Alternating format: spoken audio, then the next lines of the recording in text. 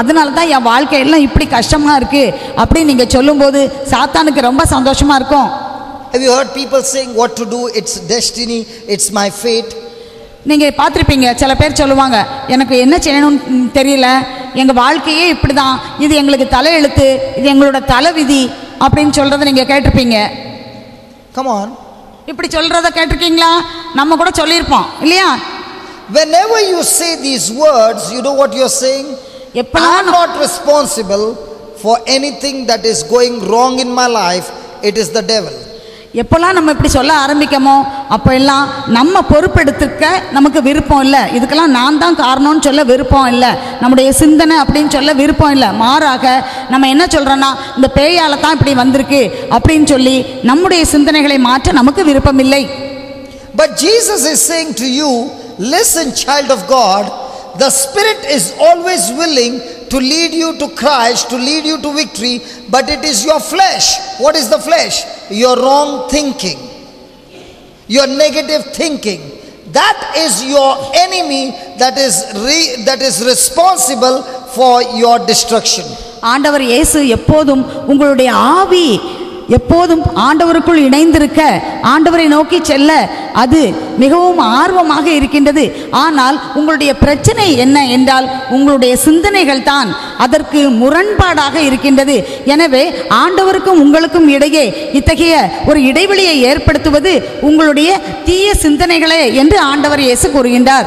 That is why Jesus is saying to Peter and the disciple, listen, I want you to watch and pray.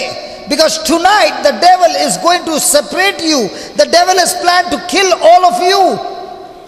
But I want you to watch and pray and prepare yourself so that you do not enter into temptation and that you be safe from being killed. எனவேதான் ஆண்டவர் இயேசு பேதுருவுடன் மற்ற சீடர்களையும் பார்த்து அவர் இவ்வாறு சொல்கின்றார், நீங்கள் விழித்திருந்து ஜெபியுங்கள், ஏனென்றால் அலகையிடமிருந்து நீங்கள் தப்பித்துக்கொள்ள, நீங்கள் உங்களுக்கும் அலகை விரித்துள்ள அந்த வலையிலிருந்து நீங்கள் விலக வேண்டுமென்றால், இடைவெளி நமக்கு இடையே ஏற்படுத்தக்கூடிய அந்த அலகினுடைய தந்திரத்திலிருந்து நீங்கள் விலக வேண்டுமென்றால் நீங்கள் விழித்திருந்து நீங்கள் ஜெபிக்க வேண்டும் என்று ஆண்டவர் மீண்டும் அவர்களை ஜெபிக்கும்படியாக அந்த வல்லமையை, சாத்தானை எதிர்க்கக்கூடிய வல்லமையை பெற்றுக்கொள்வதற்காக நீங்கள் விழித்திருந்து ஜெபியுங்கள் என்று ஆண்டவர் கூறுகின்றார். Your wrong thinking will kill you and destroy your life, your family, your marriage, your children, everything. உங்களுடைய எதிர்மறையான சிந்தனைகள், முரண்பாடான சிந்தனைகள் உங்கள் வாழ்க்கையையே அழித்துவிடும், உங்கள் எதிர்காலத்தை பாழாக்கிவிடும். Let me give you an example. நான் ஒரு எடுத்துக்காட்டை சொல்ல விரும்புகிறேன். Let's say there is a daughter-in-law and there is a mother-in-law. ஒரு மாமியாரும் ஒரு மருமகளும் இருக்காங்கன்னு வெச்சுக்குவோம். Let's say the daughter-in-law is troubling the mother-in-law. இந்த மருமக வந்து மாமியாரை ரொம்ப தொந்தரவு கொடுக்குறாங்க. Or the mother-in-law is troubling the daughter-in-law. அல்லது இந்த மாமியார் இந்த மருமகளை கொடுமைப்படுத்துறாங்க. Now whoever is getting troubled, யாரு இப்படி கொடுமைக்கு ஆளாகிறாங்களோ can give back, அவங்க திரும்ப அதை கொடுக்க முடியும். and can start a fight. அவங்க ரெண்டு பேரும் சண்டை போட முடியும். In the family. அந்த குடும்பத்துக்குள்ள ஒரு சண்டையை வளர்க்க முடியும். Because the world teaches you an eye for an eye, a tooth for a tooth. ஏன்னா உலகம் எதை கற்றுக் கொடுக்கின்றதுன்னு சொன்னா கண்ணுக்கு கண் பல்லுக்கு பல் என்று பழி வாங்க வேண்டும் என்று கற்றுக் கொடுக்கிறது. If you don't give back, you will be a coward and all your life that person will take authority over you. அவ்வாறு திரும்ப அவர்கள் என்ன செய்கின்றார்களோ அதை திரும்ப கொடுக்கவில்லை என்றால் நீ ஒரு மிகவும் கோழையாக மாறிவிடுவாய். அவங்க வந்து வாழ்க்கை ஃபுல்லா உன்னை வந்து ஆட்சி செலுத்துவாங்க அப்படின்னு உலகம் கற்றுக் கொடுக்கிறது. Now you were reading the Bible. நீங்க Bible வாசிக்கிறீங்க.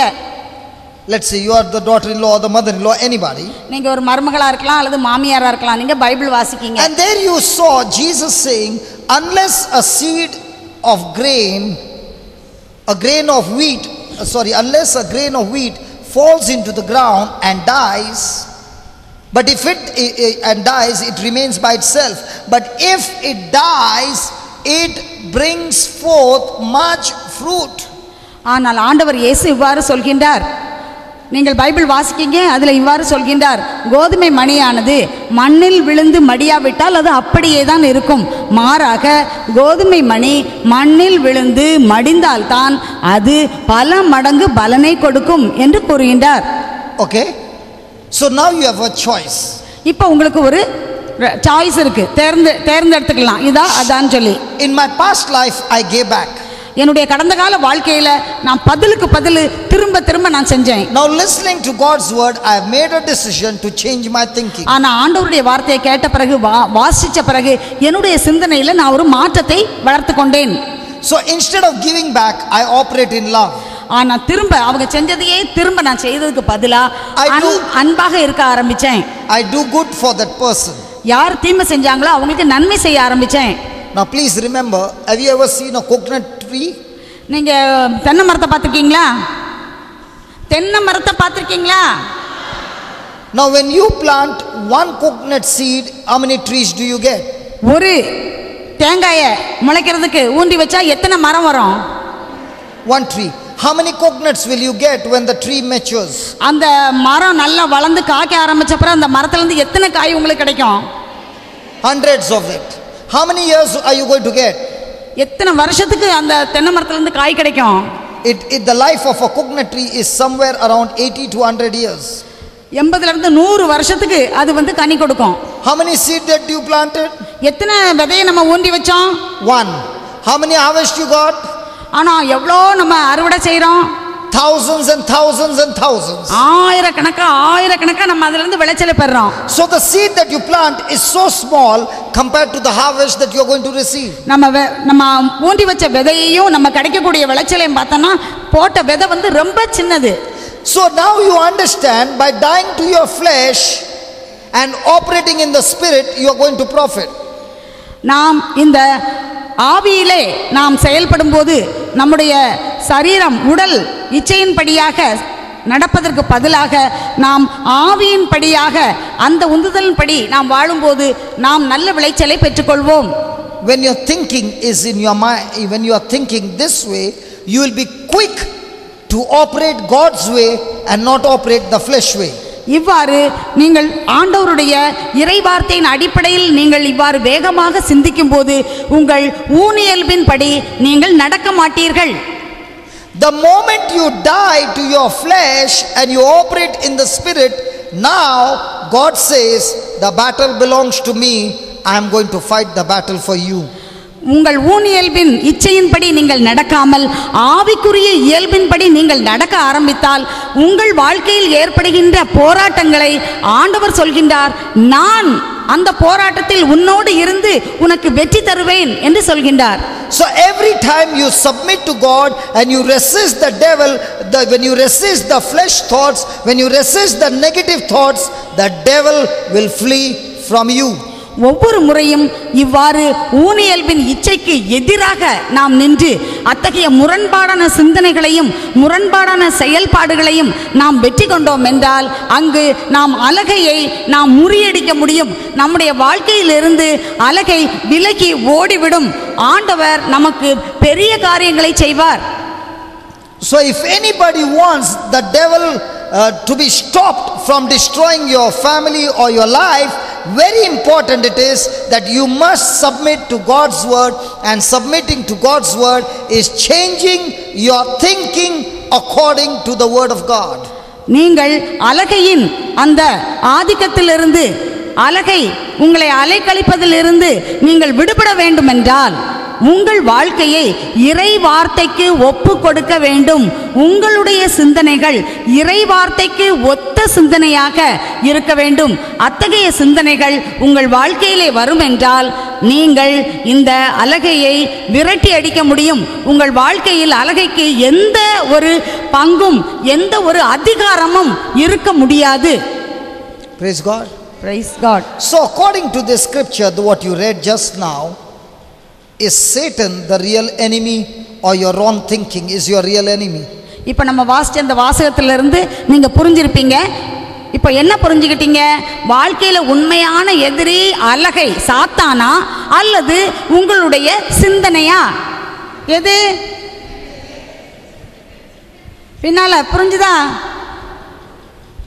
Praise God. Praise the Lord. Praise the Lord. Can we give the Lord a big hand for showing us ஆண்டவருக்கு நம்முடைய கரங்களை தட்டி அவரை நாம் மகிமைப்படுத்துவோம். Hallelujah. Hallelujah. Hallelujah. Hallelujah.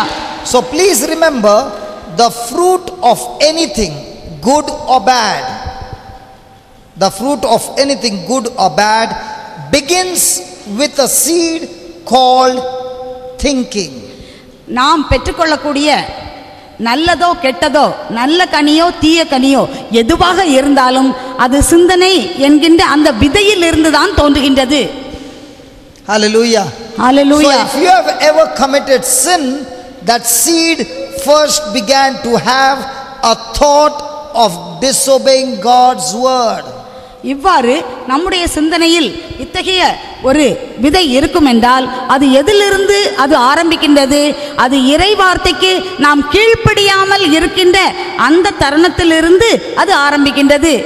So if your thinking was evil or sinful, it produced the sinful action and it produced the sinful harvest. In the same way, when you change your thinking to God's word, it becomes God's seed, it produces God's action, and it now brings forth God's harvest. உங்களுடைய சிந்தனை இவ்வாறு ஊனியல்புக்கு ஒத்த பாவமுள்ள உலகை சார்ந்த சிந்தனையாக இருக்கும் என்றால், அழிவு கொண்டு வரக்கூடிய சிந்தனையாக இருக்கும் என்றால், அத்தகைய சிந்தனை அத்தகைய ஒரு செயல்பாட்டிற்கு வழிவகுக்கும். அத்தகைய செயல்பாடுகள் அந்த அழிவிற்கான அறுவடையை கொண்டு வரும். மாறாக உங்களுடைய சிந்தனைகள் இறைவார்த்தைக்கு ஒத்த சிந்தனைகளாக இருக்கும் என்றால், அந்த விதைகள் அந்த இறைவார்த்தைக்கு ஒத்த செயல்பாட்டிற்கு உங்களை வழிநடத்தி அதன் மூலம் அதனால் கிடைக்கக்கூடிய அறுவடையை, விளைச்சலை, கனிகளை நீங்கள் வாழ்க்கையில் பெற்றுக்கொள்வீர்கள். Praise God. Praise the Lord. Hallelujah. Hallelujah. So who is responsible of your future? உங்களுடைய எதிர்காலத்திற்கு இப்போது யார் காரணம், யார் பொறுப்பு? Can you blame God? Can you blame God? நீங்க கடவுளை பழி சொல்ல முடியுமா? என் எதிர்காலம் இப்படி ஆனதுக்கு கடவுள் தான் காரணம்னு? Can you blame the devil? பேய் தான் காரணம், எங்க வாழ்க்கையில இப்படி கஷ்டம் வரதுக்கு பிசாசு தான் காரணம்னு சொல்ல முடியுமா? Can you blame your husband, your wife, your mother-in-law, your father-in-law, your neighbor, anybody in this world? என்னுடைய வாழ்க்கை இப்படி மோசமா போனதுக்கு, கஷ்டங்கள் வர்றதுக்கு காரணம் என் கணவர் தான், என் மனைவி தான், என் சொந்தக்காரங்க தான், என் நண்பர்கள் தான், அவங்க தான், இவங்க தான் சொல்லி நம்ம சொல்ல முடியுமா? If your life has been a miserable life, then God's word says your wrong thinking, your worldly thinking, your sinful thinking is responsible for destruction in your life. உங்க வாழ்க்கையில இப்படி ஒரு மிகவும் கடினமான, கஷ்டமான, துன்பமான சூழ்நிலை ஒன்று இருக்குமானா, இறைவார்த்தை என்ன சொல்லுதுன்னு சொன்னா, அதற்கு காரணம் உங்களுடைய இறைவார்த்தைக்கு முரணான சிந்தனை, பாவமான சிந்தனை, உலகப்போக்கலான சிந்தனை. இது தான் உங்க வாழ்க்கைக்கு இப்படிப்பட்ட பிரச்சனைக்கு காரணம் என்று இறைவார்த்தை சொல்கின்றது. Praise the Lord. Praise the Lord. Tell your neighbor, change your thinking. பக்கத்துல இருக்கவங்க சொல்லுங்க, உங்க சிந்தனைகளை நீங்க மாற்றுங்க. பக்கத்துல இருக்கவங்களை பார்த்து சொல்லுங்க, உங்க சிந்தனைகளை நீங்க மாத்துங்க. Change your thinking. உங்களுடைய சிந்தனைகளை மாற்றுங்க. Change your thinking. உங்களுடைய சிந்தனைகளை மாற்றுங்கள். Change your thinking. உங்களுடைய சிந்தனைகளை மாற்றுங்கள். So if you have been listening to God's word and you have still not changed your thinking, then after coming here it's going to be no profit. இவ்வாறு இறைவார்த்தையெல்லாம் நம்ம கேட்டுட்டு இன்னும் நம்முடைய சிந்தனைகளை நம்ம மாற்ற முடியல அல்லது மாற்றம் கொண்டு வரவில்லை என்றால் நம்ம இப்படிலாம் வந்து எந்த பிரயோஜனமும் இல்லை. Praise God. Praise the Lord. Many people I have heard saying, I am fighting against the devil. நிறைய பேர் இப்படி பேசுறதை நீங்க கேட்டிருப்பீங்க, நான் சாத்தானுக்கு எதிரா நான் போராடிடுவேன் அப்படின்னு.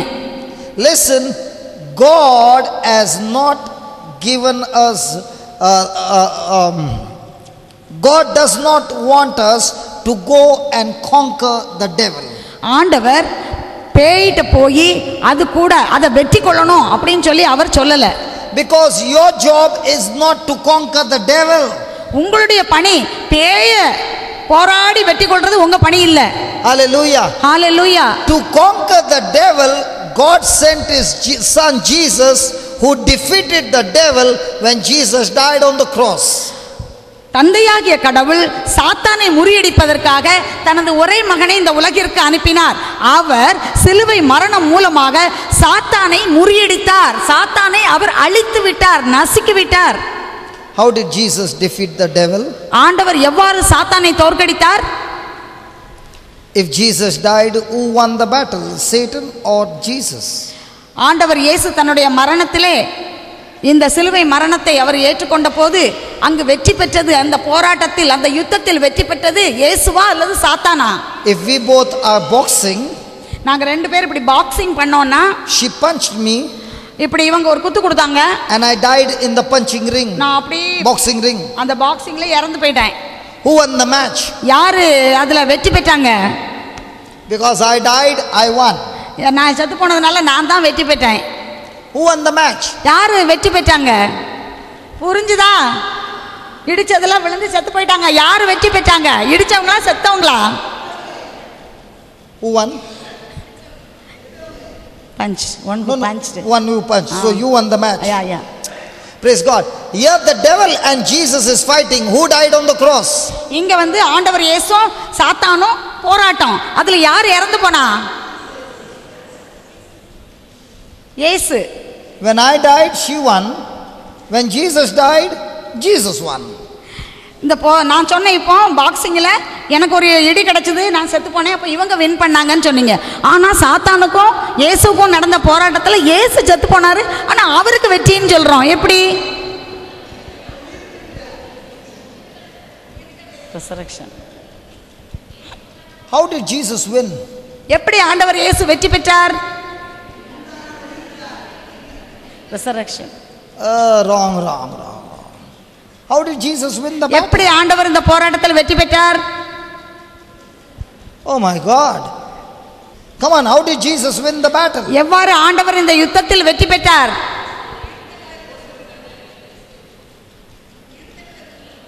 What is she saying? Resurrection. Resurrection is because he won the battle. உயிர் தெழுந்தது எதனால? வெற்றி பெற்றதனால உயிர் தெழுந்தார். How come Jesus won the match when he died on the cross? ஆண்டவர் இயேசு எவ்வாறு வெற்றி பெற்றார்?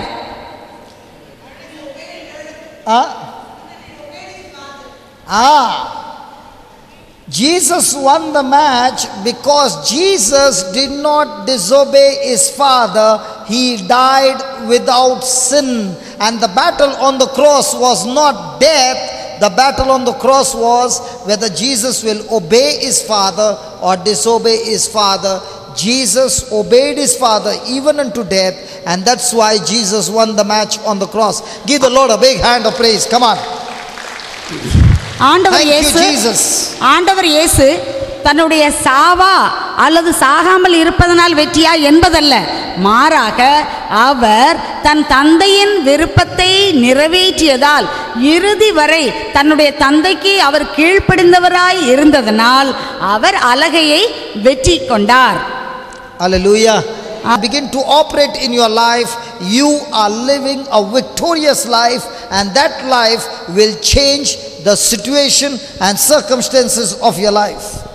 நீங்கள் வெற்றி பெற வேண்டியது சாத்தானோடு அல்ல, மாறாக உங்கள் ஊனியல்பின் இச்சைகளையும் இன்னும் உங்களுடைய எதிர்மறையான சிந்தனைகளையும் இறைவார்த்தைக்கு முரணாக இருக்கக்கூடிய சிந்தனைகளையும் நீங்கள் சாகடிக்க வேண்டும்.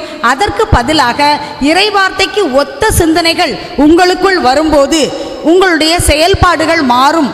அப்போது உங்கள் வாழ்க்கையிலே மாற்றம் ஏற்படும். நீங்கள் சாத்தானை முறியடிக்க தேவையில்லை, மாறாக உங்களுடைய எதிரி யாரென்றால் உங்களுடைய ஊனியல்பும் உங்களுடைய இறைவார்த்தைக்கு முரணான சிந்தனையுமே. எனவே இத்தகைய சிந்தனைகளை மாற்றி இறைவார்த்தைக்கு ஒத்த சிந்தனைகளை நீங்கள் கொண்டு வரும்போது உங்களுடைய எண்ணத்தில் அங்கு மாறுதல் ஏற்படுகின்றது. இத்தகைய மாறுதல் உங்களுடைய வாழ்க்கையில் உங்கள் சூழ்நிலைகளில் உங்களுக்கு மாற்றத்தை கொண்டு வரும். எனவே உங்கள் வாழ்க்கையில் நீங்கள் வெற்றி பெறுவீர்கள். அங்கு அலகைக்கு இடமில்லை. உங்களுடைய ஊனியல்பை வெற்றி கொள்வதுதான் மிகப்பெரிய வெற்றி. So to blame the devil instead of your negative thinking, carnal thinking or fleshy thinking is contradicting to the word of God. நாம் நம்முடைய வாழ்க்கையிலே எப்போதும் சாத்தானை பற்றி இந்த சாத்தானால் தான் எல்லாம் நடந்தது என்று நாம் குறை கூறுவோம் என்றால் அது தவறானது. மாறாக நம்முடைய ஊனியல்பும் அதற்குரிய சிந்தனைகளும் முரண்பாடான சிந்தனைகளுமே நம்முடைய வாழ்க்கையில் நமக்கு எதிரியாக இருக்கின்றது. நம்முடைய வாழ்க்கை பிரச்சனைகளுக்கு காரணமாக இருப்பது நம்முடைய முரண்பாடான இறைவார்த்தைக்கு ஒவ்வாத சிந்தனைகள். And that is why the Bible says all power in heaven and on earth, all power and authority in heaven and on earth is given to Lord Jesus Christ. அதனால் தான் இறைவார்த்தை இவ்வாறு சொல்கின்றது, விண்ணிலும் மண்ணிலும் சகல அதிகாரமும் என்னிடம் கொடுக்கப்பட்டுள்ளது என்று ஆண்டவர் இயேசு கூறுகின்றார். So remember, Satan has no access in your life when your thinking is in accordance to God's word. உங்களுடைய சிந்தனை இறைவார்த்தைக்கு ஒத்த சிந்தனையாக இருக்கும் என்றால் அலகைக்கு உங்கள் மேல் எந்த அதிகாரமும் இருக்க முடியாது. So